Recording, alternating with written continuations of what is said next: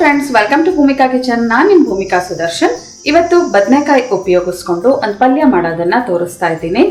ಯಾವಾಗಲೂ ಚಪಾತಿಗೆ ಏನಪ್ಪ ಮಾಡಬೇಕು ಅಂತ ಅನ್ನಿಸ್ತಾ ಇರುತ್ತೆ ಅಲ್ವಾ. ಚಪಾತಿ ಒಂದಕ್ಕೆ ಅಲ್ಲ, ಜೋಳದ ರೊಟ್ಟಿ, ಅಕ್ಕಿ ರೊಟ್ಟಿ ಅಥವಾ ಅನ್ನದ ರೊಟ್ಟಿ ಎಲ್ಲದಕ್ಕೂ ಒಳ್ಳೆ ಕಾಂಬಿನೇಷನ್ ಅಂತ ಅನ್ಬೋದು. ಊಟದ ಜೊತೆ ಸೈಡ್ ಡಿಶ್ ಥರ ಕೂಡ ಇದನ್ನು ಬಳಸ್ಬೋದು.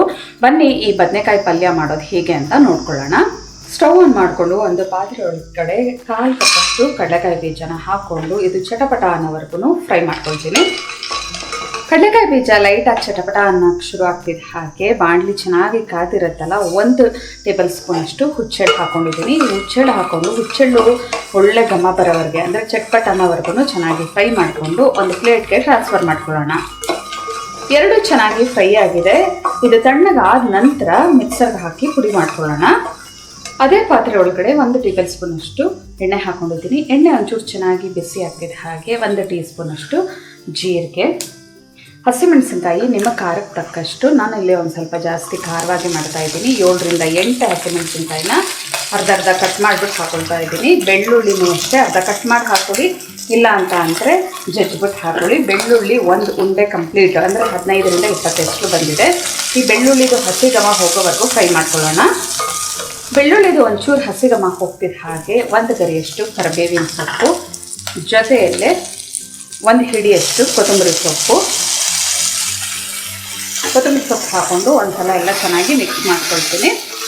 ಇದು ಹಸಿ ಘಮ ಹೋಗೋವರೆಗೂ ಎಲ್ಲ ಚೆನ್ನಾಗಿ ಮಿಕ್ಸ್ ಮಾಡ್ಕೊಂಡು ಫ್ರೈ ಮಾಡ್ಕೊಳ್ಳೋಣ. ಇದು ತಣ್ಣಗಾದ ನಂತರ ಮಿಕ್ಸರ್ ಜಾರ್ ಒಳಗಡೆ ಹಾಕೋಬೇಕಾಗುತ್ತೆ. ನೋಡಿ, ಕೊತ್ತಂಬರಿ ಸೊಪ್ಪು ಒಂದು 30 ಸೆಕೆಂಡ್ಗೆಲ್ಲ ಒಳ್ಳೆ ಸುಂಟಾದಂಗೆ ಆಗೋಯಿತು.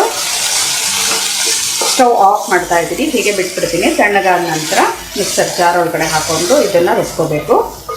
ಮೊದಲು ನಾವು ಕಡಲೆಕಾಯಿ ಬೀಜ, ಹುಚ್ಚೆಳ್ಳು ಹುರಿದಿರೋದನ್ನ ತರ್ತರಿಯಾಗಿ ಪುಡಿ ಮಾಡ್ಕೊಂಡ್ಬಿಡ್ಬೇಕು.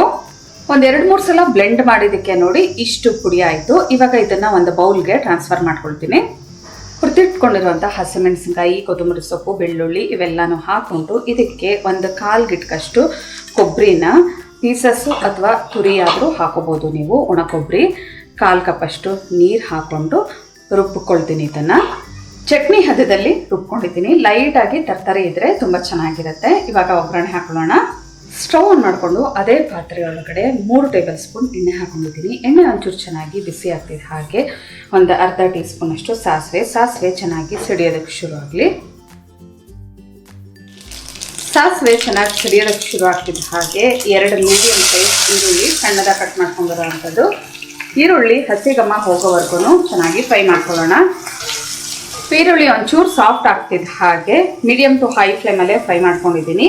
ಬದನೆಕಾಯಿನ 4 ಹೋಳುಗಳಾಗಿ ಕಟ್ ಮಾಡ್ಕೊಂಡಿದ್ದೀನಿ. ಬದನೆಕಾಯಿನ ಯಾವಾಗಲೂ ಕಟ್ ಮಾಡಿಬಿಟ್ಟು ಒಂಚೂರು ರಾಗಿ ಹಿಟ್ಟು ಅಥವಾ ಅಕ್ಕಿ ಹಿಟ್ಟು ಹಾಕಿ ನೀರೊಳಗಡೆ ನೆನೆಸಿಡಿ, ಅವಾಗ ಅದ್ರ ಒಗ್ಗರಂಶ ಹೋಗುತ್ತೆ.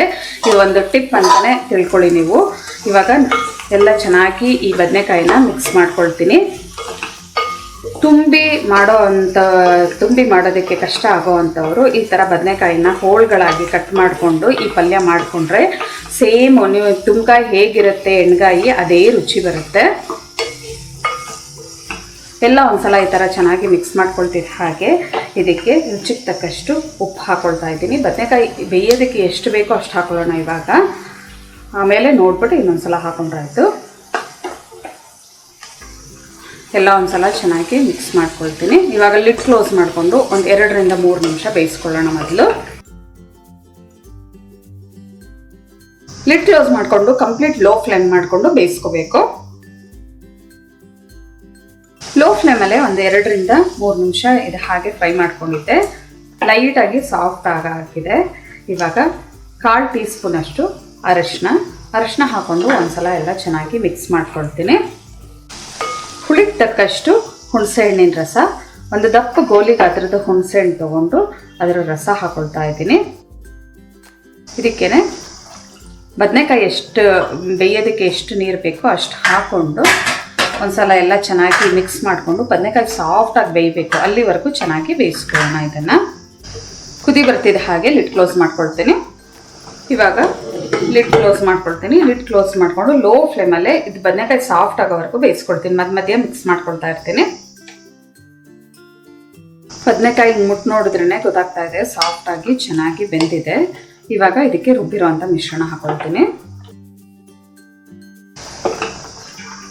ರುಬ್ಬಿರೋ ಅಂಥ ಮಿಶ್ರಣ ಹಾಕ್ಕೊಂಡು ಒಂದ್ಸಲ ಎಲ್ಲ ಚೆನ್ನಾಗಿ ಮಿಕ್ಸ್ ಮಾಡ್ಕೊಂತಾಣ. ಇದಕ್ಕೆ ಇನ್ನೊಂದು ಸ್ವಲ್ಪ ನೀರು ಹಾಕೋಬೇಕಾಗುತ್ತೆ. ಮಿಕ್ಸ್ ಮಾಡ್ಕೊಂಡಿದ ನಂತರನೇ ಗೊತ್ತಾಗೋದು.